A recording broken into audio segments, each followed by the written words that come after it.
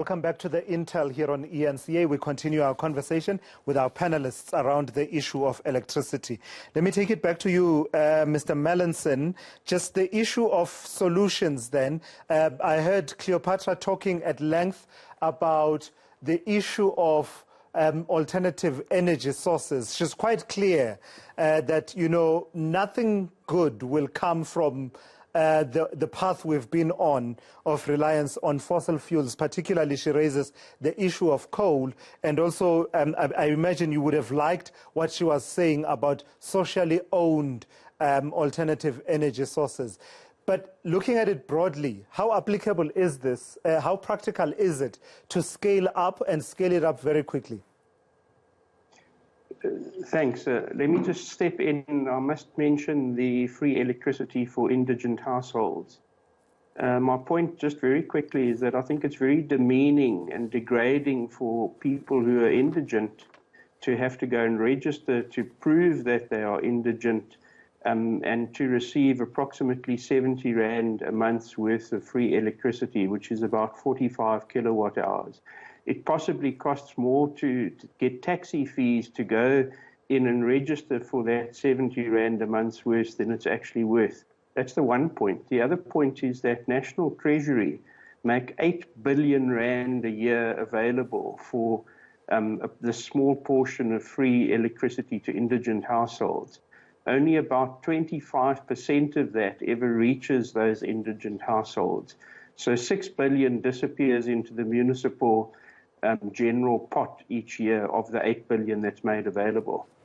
When it comes to what we need to do, we need to spend approximately 100 billion Rand a year in perpetuity in replacing our coal fleet and our existing fleet with a brand new wind, solar and storage fleet going into the future.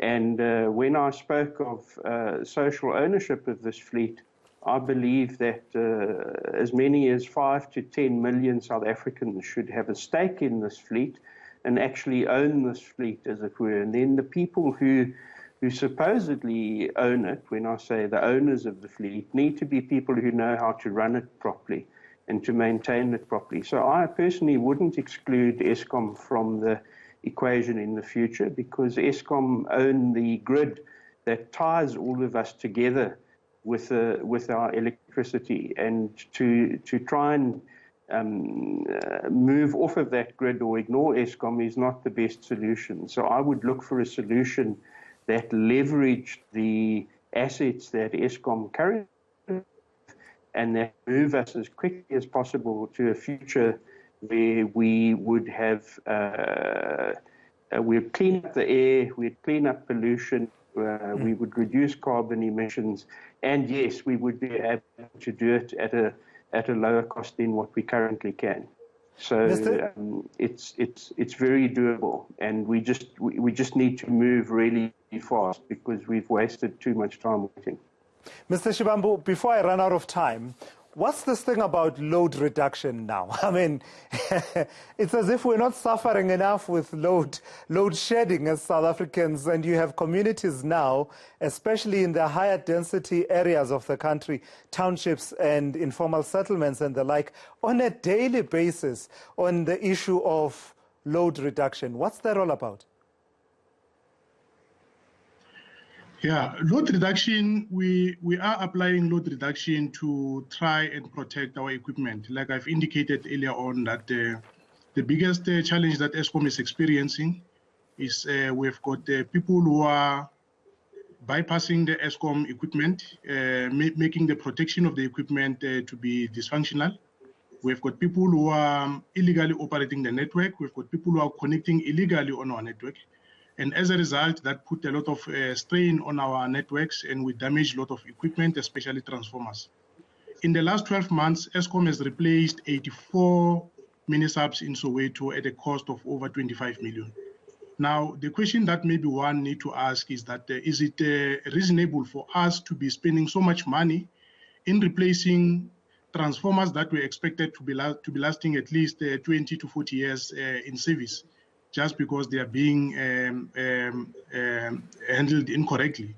Now, instead of us losing those transformers because of misuse or abuse, we feel it is better for us to switch off the networks temporarily to allow the equipment to cool down to avoid damage to the equipment, because when we allow them to run up to the point where they get damaged, they can explode violently, and it can cause danger to people who are in close proximity to those networks or infrastructure.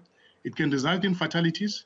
So to protect the lives of people that we are supplying electricity with, we believe that it is better for us to apply load reduction so that we can be able to allow our equipment to be able to rest and cool down so that we can be able to restore supply to them safely. I get that. Let me stick with you for a moment then, Mr. Xivangu.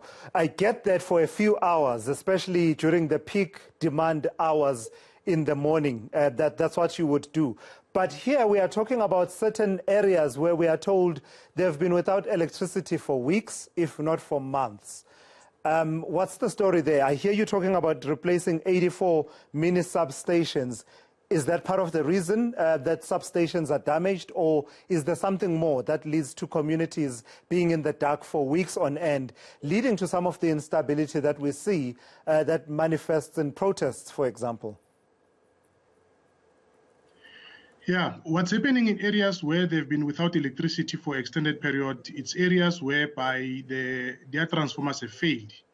And as Eskom was saying that before we can come back and replace a transformer that failed, number one, we need to come into that particular area and conduct audits to make sure that when we do replace the transformer with a new one, it's not going to fail prematurely, because that is a waste of taxpayers' monies. For us to be replacing a transformer at a cost of $500,000, and immediately after the replacement, then it failed within a month, while a transformer once installed, it was expected now to last for 20 years, 40 years. We do have equipment that have been in service for such period. So we do implement such measures to say that the communities need to allow us to come and do audits. We disconnect all people who are illegally connected on the network. We remove all people who have bypassed the meters. We need to make sure that we issue temper fines for them for tampering with electricity infrastructure. The other big problem that we've got in Soweto is backyard houses, where you find that, like in the main house, behind the house, you have got an average of 4 additional houses that were not catered for in terms of supply of energy. As a result, when their units trip, they end up bypassing the meters or connecting illegally to the network, and that overloads our network. So we believe that it is not right that we continue replacing the equipment that fail prematurely. And as a result, we're saying that if they allow us to install prepaid meters, if they allow us to remove people who are connected to the network illegally, we can be able to supply them with electricity. We do have areas where our networks are not constrained because people are not bypassing the meters, where they had never seen load reduction. They only suffer from load shedding, which is beyond control.